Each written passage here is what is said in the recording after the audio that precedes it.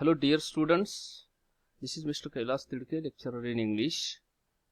We are studying practicals on business communication using computers. Okay, this is practical number 15. Present any two barriers using case study. Now हम इसमें आप देखेंगे कि barriers क्या होते हैं. हमें किसी भी दो barrier के बारे में information हमारे practical number 15 में लिखना है. तो हम देखेंगे कि all types of barriers कितने होते हैं और उनका यूज क्या होता है, उनका मीनिंग क्या होता है. We are going to see each and everything in detail. Okay, so let's start. The competency of this particular practical is communicate effectively and skillfully at workplace. This is common to all the practicals, remember students. And course outcome is communicate effectively by avoiding barriers in various formal and informal situations. यानी कि ये practical सीखने के बाद आप barrier को कैसे avoid करना है वो सीख जाएंगे और उसके हिसाब से आप फॉर्मल और इनफॉर्मल सिचुएशन में कम्युनिकेशन कर सकते हैं. ठीक है, this is the course outcome of this practical. The name of practical as I told present any two barriers using case study. अब एक केस स्टडी आपको प्रिपेयर करना है कि उसमें बैरियर क्या क्या आते हैं. For example in an organization, what type of barrier faced by the employees or the staff members or students, okay, during the formal and informal situations.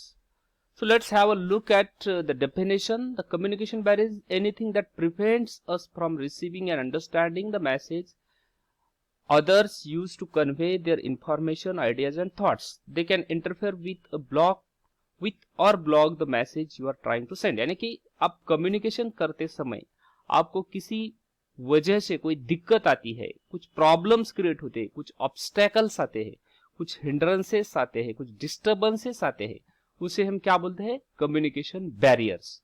अब वो बहुत सारे टाइप के बैरियर्स होते हैं. हम उसके वन बाय वन टाइप देखेंगे कि किस वजह से हमारे कम्युनिकेशन में प्रॉब्लम क्रिएट होता है. ठीक है, तो उसमें 5 टाइप के बैरियर्स है. उसमें एक्सटर्नल और mechanical barrier, second is physical barrier, third is psychological barrier which is related to our mind, next is semantic barrier which is related to language, then fifth is cultural barrier यानी कि customs, traditions, उसके हिसाब से हमें कुछ communication में problem create होता है. ठीक है, तो उसके बारे में हम वन बाय वन देखेंगे.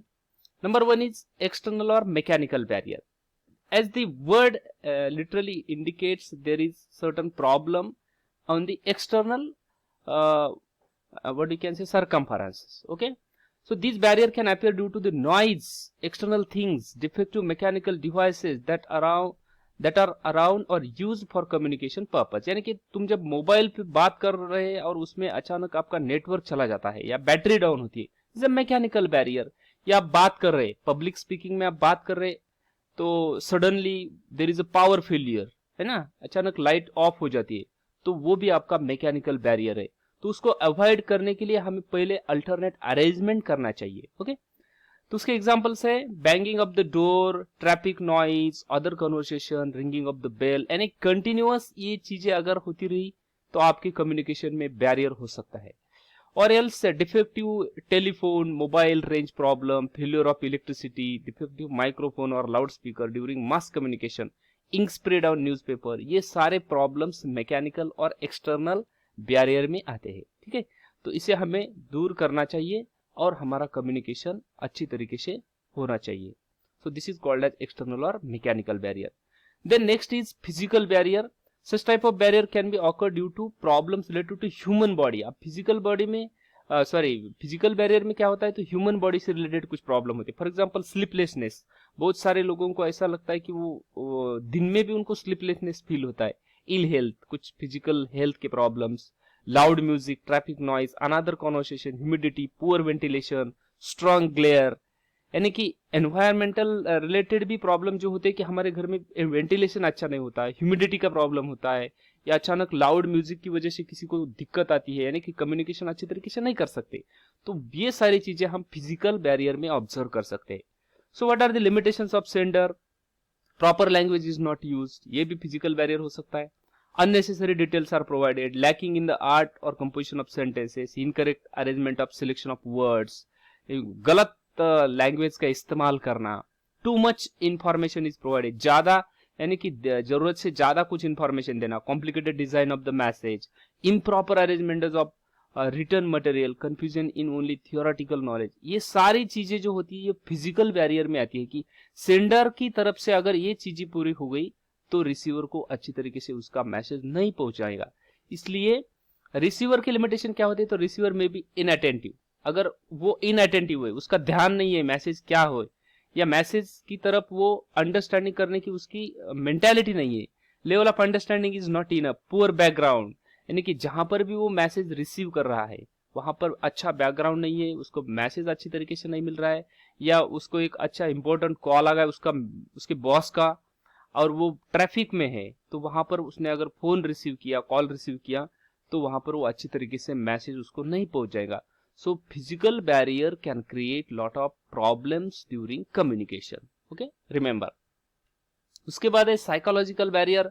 साइकोलॉजिकल बैरियर ज्यादातर लोगों की सेल्फ रेपुटेशन या self image, wrong assumptions, snap reactions, इसकी वजह से होती है। बहुत सारे लोगों को लगता है कि नहीं यार ये मेरी इमेज डाउन कर देगा, so why should I talk in this manner और in that manner. So every person has his or her image in his mind, and that's why person observes everything from his or her point of view and accepts pleasant thing as well as whatever in his mind. यानी कि वो क्या करते हैं कि उनकी image क्या है, वो सोसाइटी में बहुत सारे लोग ऐसा थिंक करते हैं कि नहीं नहीं ये मेरे रेपुटेशन के बाहर की चीज है, तो मैं why should I listen this, though it is important message or though it is not important, less important, लोग इसी तरीके से सोचते हैं कि उनको क्या लगता है, इसलिए साइकोलॉजिकल प्रॉब्लम क्रिएट होते हैं। देन रॉन्ग अजम्पशंस, किसी के बारे में तुम्हारे मन में गलत चीजें होना, या पहले से कुछ अजम्पशंस, नोशंस होगा, या योर माइंड इज बायस्ड, आपको किसी के बारे में कुछ गलत फहमी है, तो उसकी वजह से भी साइकोलॉजिकल बैरियर क्रिएट हो सकते हैं। Then wrong judgement, snap reactions, mostly this depends on the mentality और द साइकोलॉजी। लोगों की मेंटालिटी ऐसी होती है कि नहीं नहीं कोई चीज अगर अच्छी भी हो तो भी उसको गलत साबित करने की मेंटालिटी होती है, उसकी वजह से साइकोलॉजिकल बैरियर्स क्रिएट होते हैं। So do remember, this is very important. Then next is semiotic barriers. Such type of barriers concerned with the meaning of word. When a word is used in a language, its shades of meaning and its pronunciation should be known by the user. आप जो word pronounce कर रहे हैं उसका meaning भी होना चाहिए, उसका use किस उद्देश्य आप कर रहे हैं इसके बारे में रिसीवर को भी थोड़ी सी जानकारी होनी चाहिए, तभी आपका कम्युनिकेशन अच्छी तरीके से हो सकता है, otherwise it would be a semantic barrier. The word record in English language can be used as a verb and noun also. अब रिकॉर्ड का मतलब क्या है, हम किसी चीज का रिकॉर्ड रखते हैं। ओके, रिकॉर्ड रखना वो क्या है, तो एक नाउन बोल के आता है, और recording is a verb. Okay, record is a noun and recording is a verb, so both the uses are there. So try to remember, this is a record of your speech. Noun, I have recorded this song. Verb, site, the state of being seen. Okay, and the site second is the place where construction is going on. Site previously referred. ये जो सारी words है, site और record, ये पूरे सारे words आपके मन में कुछ wrong meaning create कर सकते हैं, या उसका use अगर आपको समझ में नहीं आया, आप as a receiver और sender तो उसमें सिमेंटिक बैरियर हो सकते हैं। So remember, this is also very important thing that sender and receiver both should know what is the use of particular word. Then cultural barrier, अभी इसके बारे में भी हमें जानकारी लेना बहुत इंपॉर्टेंट है। देखो बच्चों, any language depend on its cultural environment. When culture is different, a meaning of language changes according to the terms and cultures, and it carries different colors. When the same language is used in different culture, it changes its colors and meaning. अभी देखो, हर एक language में हर एक word का या noun का use करना वो अलग अलग तरीके से होता है। अभी देखो, मम्मी नाम का वर्ड है, mummy in English means mother. Okay, mummy in Egyptian culture उसमें क्या होता है, तो means a place where the dead bodies are kept. Actually हम मराठी या हिंदी कल्चर में या गुजराती कल्चर में हम मम्मी एक्सेप्ट नहीं करते, लेकिन it is a trend nowadays that people are using the word like mummy. But if you go to Egyptian culture, their meaning of mummy is the dead bodies, the place where the dead bodies are kept, that is called as a mummy. So it can create cultural problems. Now nowadays also people are having different cultures and notions and tradition, and that's why also cultural problems are created. So do remember, it should be used according to the context, according to the cultures, right?